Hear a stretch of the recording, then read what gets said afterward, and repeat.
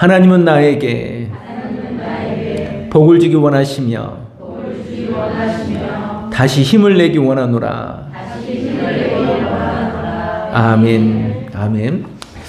예수님께서 제자 베드로에게 물으셨습니다. 요한의 아들 시몬아, 내가 나를 사랑하느냐? 이 질문은 베드로를 무척 당황스럽게 하는 그런 말씀이었습니다. 이 질문 안에 베드로의 삶에 지나온 삶이 순간적으로 이렇게 스쳐 지나가는 많은 순간들이 있었습니다. 내가 나를 사랑하느냐라고 물으셨을 때 베드로가 말했거든요. 주여, 주님은 그리스도시요 살아계신 하나님이십니다. 내가 주님만을 위하여 내가 살겠습니다. 그 믿음의 고백을 하고 그는 예수님을 따랐습니다. 예루살렘 오면서 많은 사람들 앞에서 예수님이 치유하실 때도 베드로가 등장해서 예수님의 정말 우편에 있는 제자라는 모습을 보여줬고, 많은 제자들 속에서도, 다른 제자들 속에서도 형님으로 우뚝 서서 내가 예수님의 오른팔이 되어서 주님이 어느 곳을 가든지 나는 주님을 그리스도시요 정말 메시아로 나는 확신하고 나는 산다. 그리고 그런 메시아의 어떤 놀라운 은혜를 예수님께서 보여주셨기에 하늘과 땅이 진동하는 모습을 보았기에 베드로도 확신할 수 있었습니다.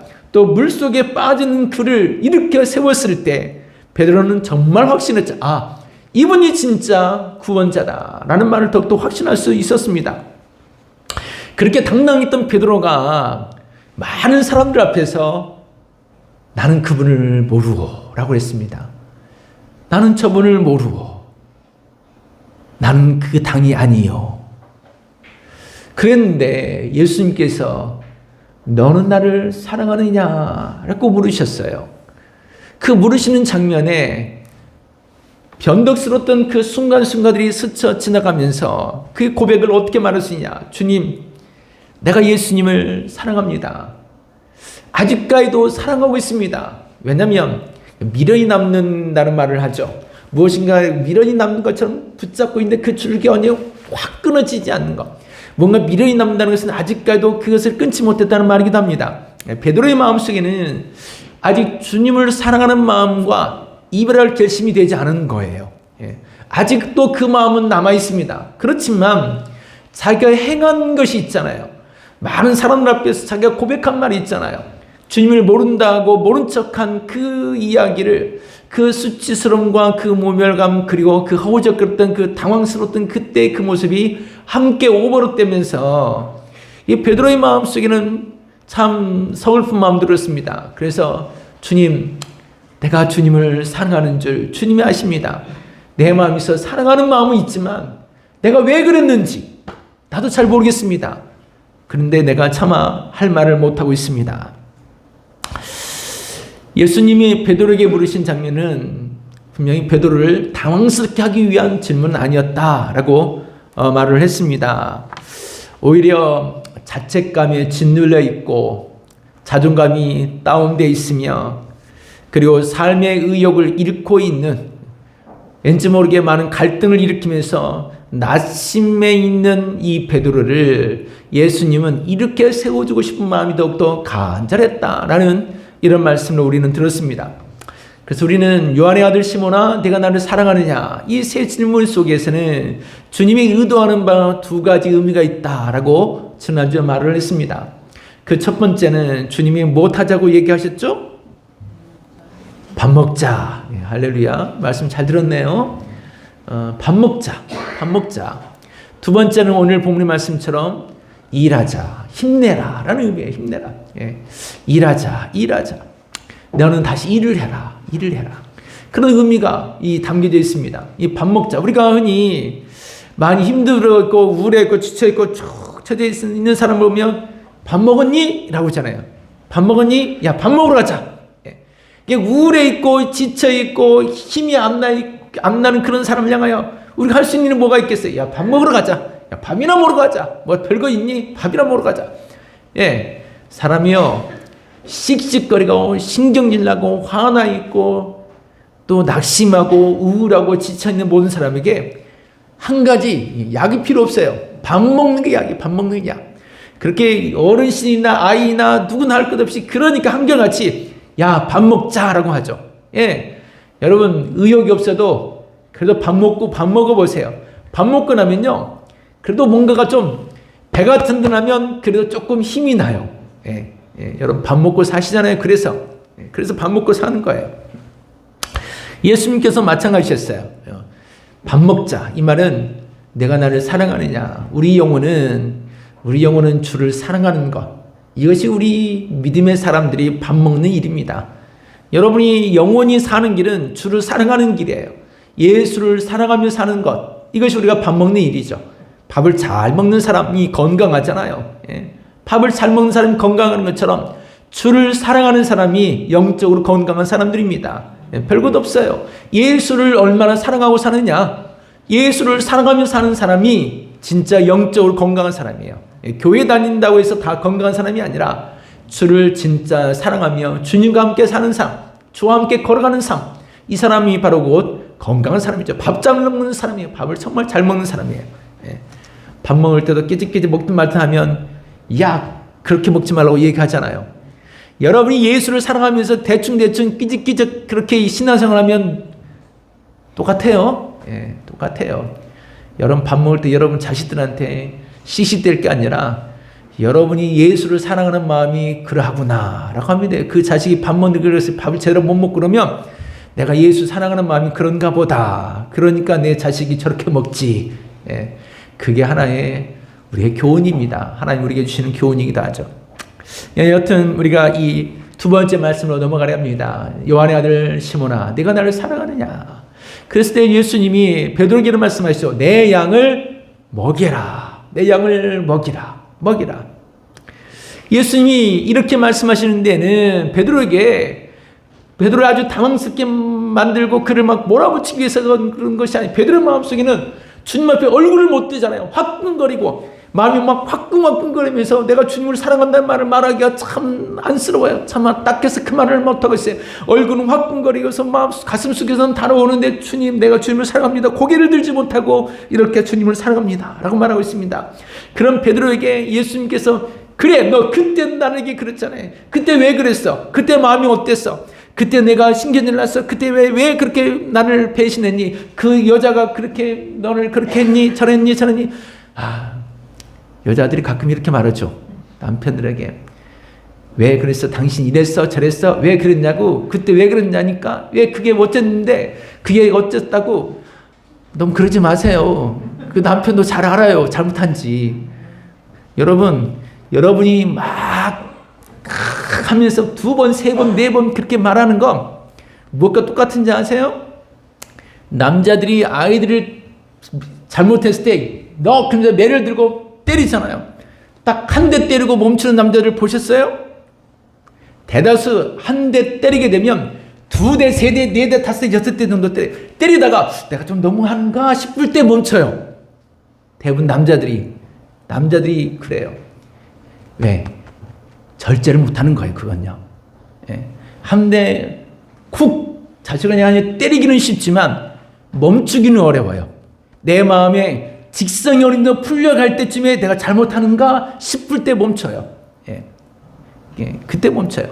여러분이 막 이렇게 이랬어 저랬어요 왜 이랬냐고요 저랬냐고요 막 꽂히고 남편 따라다니면서 그 말을 하면 똑같아요. 그것하고요. 예수님이 그렇게 하지 않으셨어요. 베드로에게 너 사랑하니? 라고 하니까 대충 얘기했을 때 그러려니 하고 그 자리에서 멈췄어요. 여러분들 좀 남편들한테 가끔 좀 멈추라는 얘기예요. 제 말은. 계속 말하지 말고 계속 말하면 여러분만 더 신경질 나서 싸움이 일어날 뿐이에요. 그게 그러면 오래 가요. 그냥 멈추세요. 예수님처럼 여러분 직성 풀릴 때까지 따지지 마시고 직성 풀릴 때까지 때리면 안 돼요. 굿하면 안 됩니다. 예수님은 베드로에게 당신의 직성 풀릴 때까지 너 나 사랑해, 너 사랑해, 너 사랑해 이렇게 그 의미가 아니었어요. 예수님은 베드로야 힘을 내라니까 사랑하느냐는 이 세 가지 물으면은 바로 그런 의미였어요. 그런 의미로 주님 묻고 계십니다. 그 힘을 내라는 말은요 일하라는 의미입니다. 막 이렇게 사람이요, 밥을 먹을 때 힘이 나지만 그냥 일을 할 때 내가 잘못했던 거, 내가 수고했던 것들을 컴프로치 됩니다. 이렇게 그 모든 것들을 내가 잊어버리고 다시 일을 하면서 내가 용서받을 수 있는 길도 생기고 그 또 누군가에게 힘을 불어넣을 수 있는 힘도 생기는 거예요. 능률이 오른다라고 말을 하죠. 이런 경우에. 그래서 베드로에게는 다시 기회를 주고 계시는 거예요. 다시 예수의 이름으로, 다시 주의 이름으로 너는 양을 먹여라. 양을 먹여라. 내 일을 하라라는 주님이 다시 사명을 불러일으키시면서 다시 힘을 불어넣어 주시죠. 이 사명은, 내 양을 먹이라는 것은 다시 더 많은 영혼들을 내가 그들을 인도한 것처럼 너도 이런 일을 하라라는 의미입니다.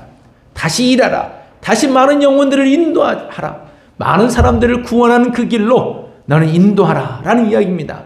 예수님이 인도하라니 내 양을 먹이라라는 말을 하였지만 사랑하느냐라고 물음과 같이 내 양의 일을 먹이나라는 말에도 베드로에게는 이 말에는 굉장히 구원의 타격을 받은 자기 마음을 돌이켜볼 수 있습니다.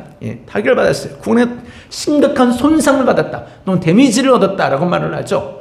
뭔가를 온전하다 생각했는데 이것이 하나 이렇게 돼버렸어요. 뭔가 좀 이렇게 되면 데미지를 얻어먹었어요. 상처를 받았어요. 심각한 마음의 상처를 받아서 이것을 회복해야 되는 뭔가가 생겼다라는 것입니다. 그런 의미예요. 상처를 받은 거예요. 데미지를 얻었어요. 그래서 내 양을 먹이라. 주님, 양을 온전히 먹이면 좋겠는데, 많은 사람을 인도하면 좋겠는데 생각한 베드로의 신앙생활에 무엇인가가 금이 갔어요. 무엇인가 온전함이 어떤 깨가지고 상처가 생기고 말았습니다. 이것을 뭔가를 발라서 온전해지게 만드는 무엇인가 필요한 이런 상황이 되었다라는 것입니다.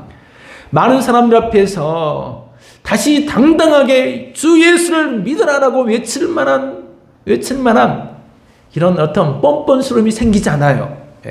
그런 뻔뻔스러움은 정치인들이나 생기는 거지 베드로에게 마음이 생기지 않아요. 왜 그렇겠습니까? 얼마 전에 또는 많은 제자들 앞에서 주를 모른다 생각하고 주를 모른다 외쳤는데 나는 예수를 모르라고 했는데 자기 스승을 모른다고 한 거잖아요. 스승을 배신한 거잖아요. 스승을 배신한 베드로가 다시 그 자리에 나와서 그 예수에 대해서 이해간다면 사람들이 베드로 이야기를 신뢰할까요? 베드로 이야기 들으면서 옳거니 하고 귀를 담아 들어줄까요? 저 사람이 예수를 배신한 사람 아니냐? 저 사람 예수의 당위로 자기 스승을 죽음으로 몰아붙인 사람이 아니냐? 아무것도 하지 않다가 이제 예수가 죽은 다음에 등장해서 예수 이야기를 한다고 그전에는 뭐 했었며 그때는 왜 가만히 있었냐고. 이렇게 따지면 할 말이 없어요. 베드로의 하는 말에는 신뢰성이 없어요. 믿을만 하지가 않아요. 여러분, 목사 이야기가 믿을만 한가요?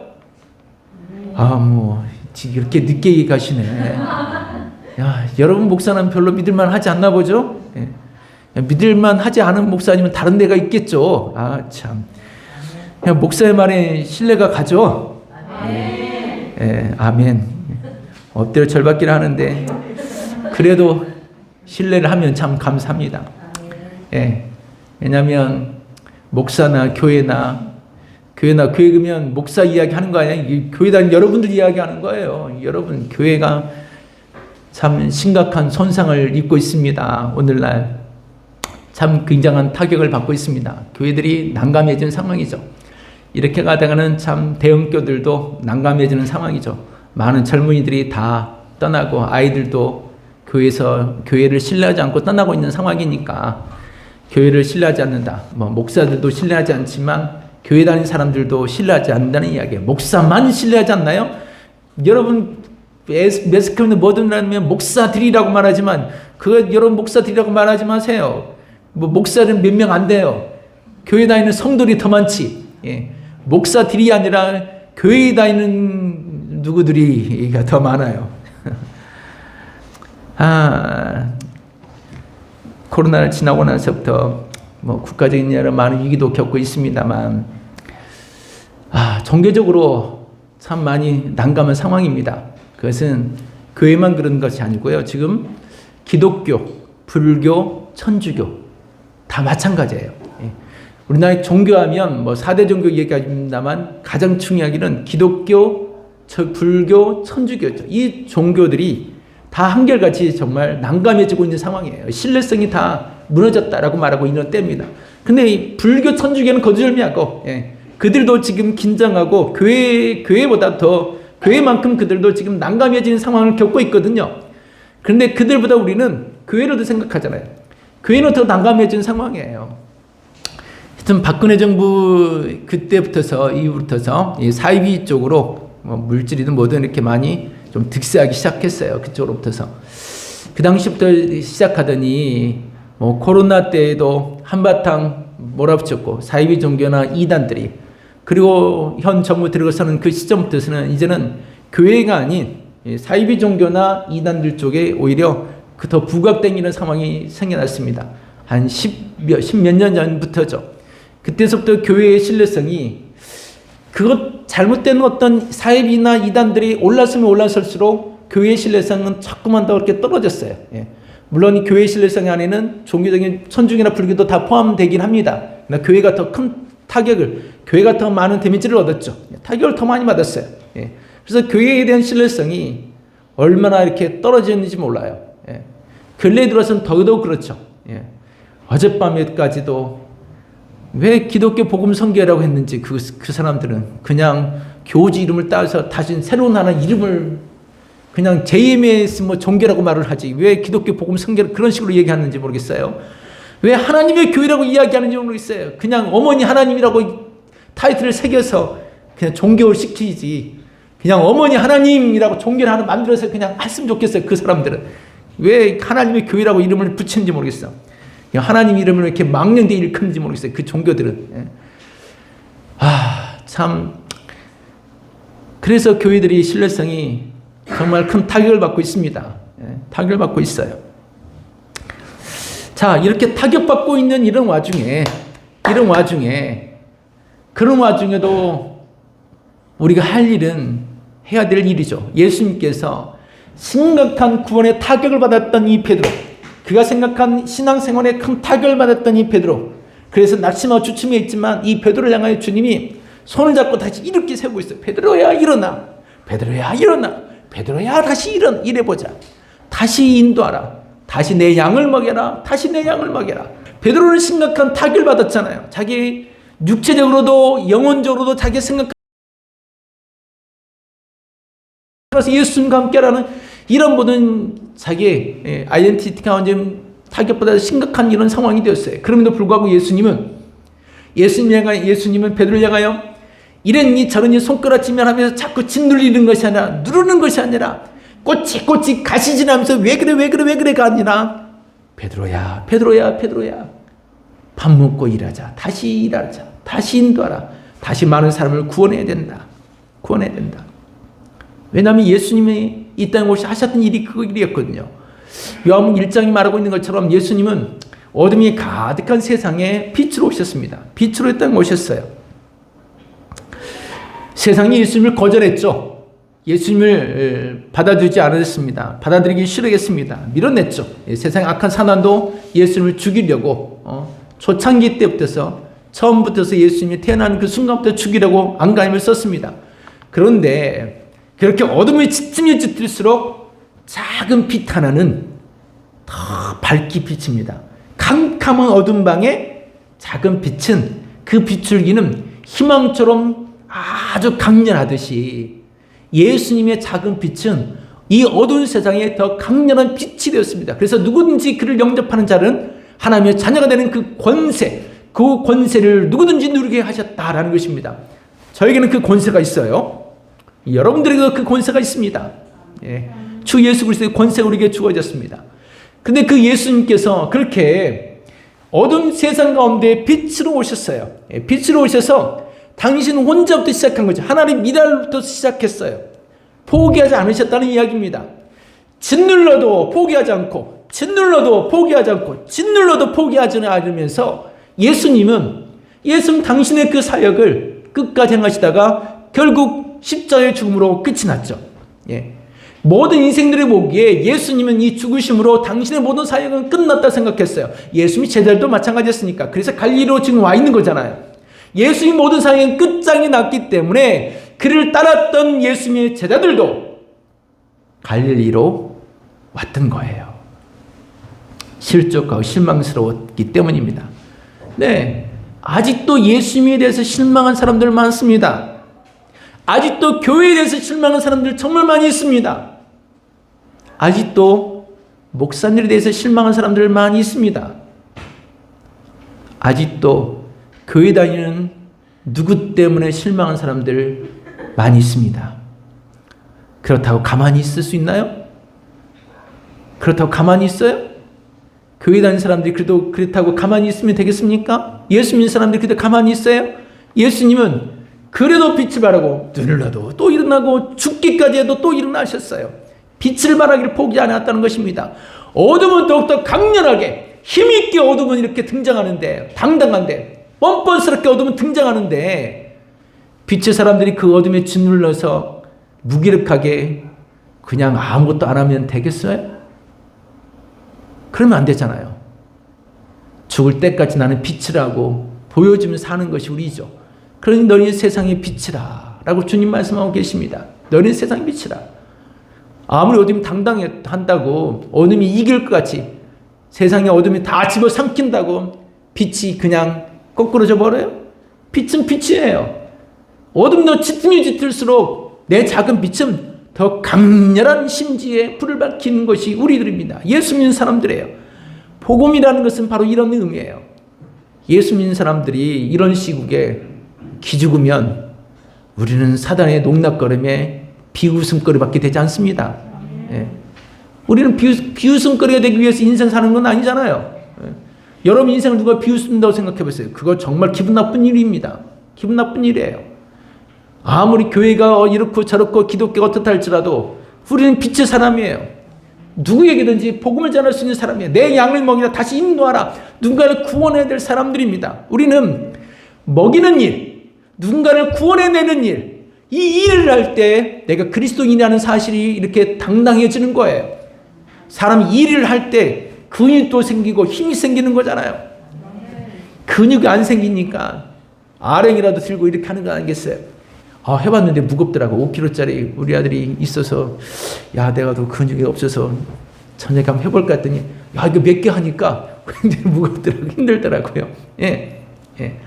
예수 믿는 사람들이 양을 먹여라. 일을 하는 거잖아. 일을 하는 거. 예. 구원하는 일을 멈출 수 없습니다. 예. 여러분 곁에 우린 자식들부터 시작해서 우리 주변의 사람들 그래도 그 사람을 데리고 오기를, 그 사람을 교회로 구원의 이 방주인 하나님의 품으로 인도하는 일, 우리가 멈출 수 없는 일입니다. 왜 우리가 어둠은 득세하고 더 강렬해지고 교회에 다니는 사람들을 더 빼앗아가는 이때에 여러분까지 빼앗기겠어요? 여러분까지 그렇게 갈래요? 여러분도 그 어둠 속에 그냥 비집고 들어가시겠어요? 그건 아니잖아요. 가만히 있다가 여러분까지 들어갈 거 말 것 같아요. 이제는요. 아니 저 사람도 빼앗기고 이 사람도 빼앗기고 우리 자식들도 빼앗기고 나면 그 다음 누구겠어요? 여러분들이지. 사단이 그 다음 누구를 빼앗기서겠냐? 여러분을 빼앗아가지 않겠습니까? 예? 내 주변 사람들 다 뒤집으면 나도 결국은 두 손 들 수밖에 없는 거예요. 왜? 검찰들이 그런 일을 압수수색해서 막 하다 보면 결국 나도 두 손 들게 되는 거잖아요. 어떻게 되겠어요? 할 수 없는 일이에요. 그건요. 내 주변 사람들이 흔들리면. 빛인 우리 믿음의 사람들이 양을 먹이는 일, 구원하는 일, 힘을 내야 되는데 힘을 내지 않고 주저앉으면 안 된다는 것입니다. 주저앉을 수는 없어요. 예? 아무리 남들이 낯설게 보인다 할지라도 낯설게 생각할지라도 우리는 할 일 사랑하느냐? 네, 사랑합니다. 네, 사랑합니다. 주님이 먹으라 하셨으니까 먹고 일하라 하시니까 일하는 거죠. 예.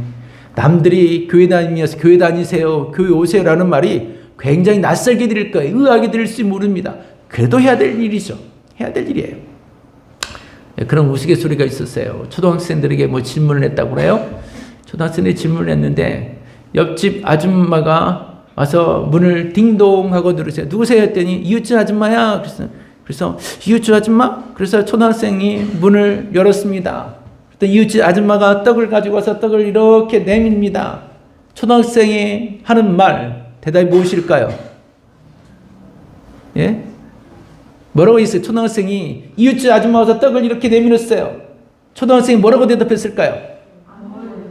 예? 뭘 이런 걸. 그건, 그러니까 나이가 50대, 60대 되신 거예요. 초등학생이라고 요즘에 초등학생. 안 사요. 안 사요. 떡을 냅니까? 그거 안 살 거예요. 가세요. 그 말은 옆집 아줌마니도 모르고 산다는 이야기잖아요. 이제는 옆집 아줌마니도 모르고 산다. 낯설죠, 낯설어요. 주님이 누구냐고. 예수님 요즘에도 교회 다니는 거 그런 얘기를 하니? 요즘에도 교회 가자는 말을 하니? 어떤 말을 해도 그래도 우리는 할 일은 예수님들하고 하는 일이잖아요. 우리가 할 일은 그런 일이에요. 선한 영향력. 그건 지금도 우리가 미쳐드립니다. 예, 얼마 전에 프로를 보면 요즘에 저분들은 참 괜찮다. 예, 저런 사람들이 좀 많았으면 좋겠다는 사람이 왔어요.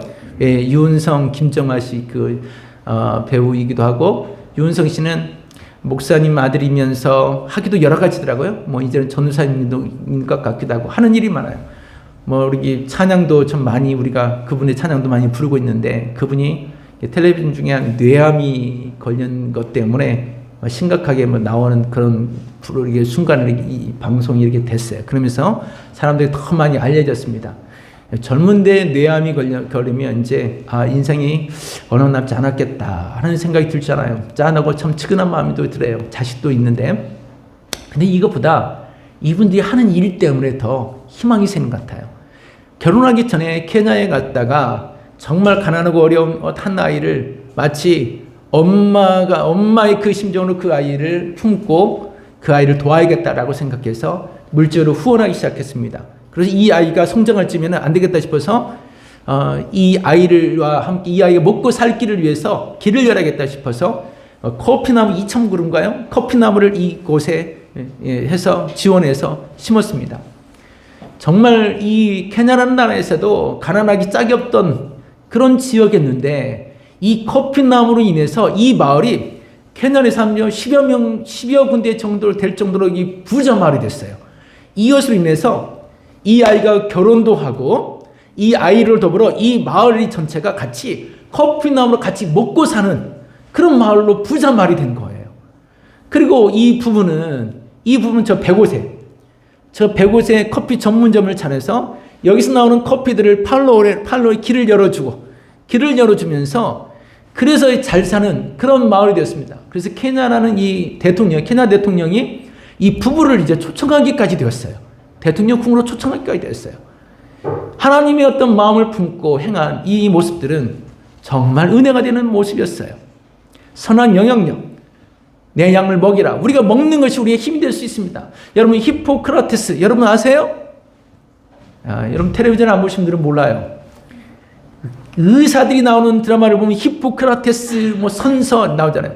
이 히포크라테스는 요즘에는 많이 변화가 돼서 나는 무엇을 하겠습니다. 나는 어떻게 하겠습니다. 나는 어떻게 하겠습니다. 의사들이 선선하는 선언문이거든요. 선서는 이 히포크라테스가 이런 말을 했습니다. 굉장히 유명한 말인데 굉장히 어려운 말이에요. 여러분 잘 듣고 따라하세요. 우리가 먹는 것이 우리 자신이 된다. 어렵죠? 여러분이 먹는 것이 여러분이 된다라는 이야기입니다. 여러분이 무엇을 먹든지 먹는 대로 여러분이 건강도 무엇도 여러분이 먹는 대로 될 것이다 라는 이야기예요. 우리가 먹는 것이 우리가 된다. 의미가 굉장히 있죠. 예수님께 내 양을 먹이라. 내 양을 먹이라. 우리가 무엇을 먹고 무엇을 할 수 있을까요? 예수 믿는 사람들이 먹는 것. 우리가 예수 그리스도의 사랑을 먹고 그분의 사랑을 전하는 것. 우리가 먹는 것이 우리가 되는 거죠. 예수 믿는 사람들이 또 동일합니다. 우리가 먹는 것이 우리가 되는 거예요. 그래서 우리는 주의 사랑을 품고 사랑을 전하는 자, 이 사랑을 전하는 것을 우리가 포기할 수 없어요. 이런 세대를 할지라도, 어둠에 짙은 세대를 할지라도, 세계를 할지라도 여러분이 빨리 들어가기 전에 여러분까지 신앙생활을 놓고 대충 주일 성수도 하고 대충 11조도 하고 대충 그런 신앙 삶을 하기 전에 누군가를 인도해 온다면 여러분이 든든히 서는 기둥이 되겠지만 여러분도 누군가에게 이끌지 않으면, 사랑하는 자들을 이끌지 않으면 여러분까지 그 속에 들어갈 작정이란 이야기예요. 우리가 깨어날 때입니다. 스티브 잡스에 대한 이야기 마지막으로 하렵니다. 이 사람은 그의 엄마가 미혼모일 때, 아기를 출산하게 될 때 이방을 보내게 돼. 이방 보내서 그의 입양하는 조건이 있었습니다. 변호사나 유명한 이런 가정에 가서 꼭 대학에 들여보내는 것이었습니다. 그리고 그렇게 되기로 됐었어요. 약속이 됐었습니다. 근데 막상 아이가 태어날 때는 그게 안 됐습니다. 태어날 때 데리고 온 아이, 찾으러 온 아이, 이방 부모가 가난한 자의 농부였어요. 하지만 조건 한 가지, 대학에 꼭 보내는 조건을 했죠. 근데 스티브 잡스는 나중에 대학에 들어갔을 때 자기 부모가 전 재산을 투자해서 이 대학 그 등록금 내는 거 보고 대학을 포기하고 나옵니다. 자기 인생에 뭐 두세 가지 뭐 이렇게 죽음의 고비를 나중에 대학 그 연설에서 하는데 그 연설은 거두절미하고 마지막 그가 죽기 바로 직전 병상에서 남긴 유언의 이야기, 그 마지막 유언의 이야기를 보겠습니다. 유튜브에 한 2분 정도 영상 나와 있는데 여러분 나중에 보시면 돼요. 왜냐하면 이 영상이 자막이 정말 빨리 지나가거든요. 눈 똑바로 뜨고 한글을 읽으세요. 제가 자막이 멀어서 제가 읽어드리지 못하니까 여러분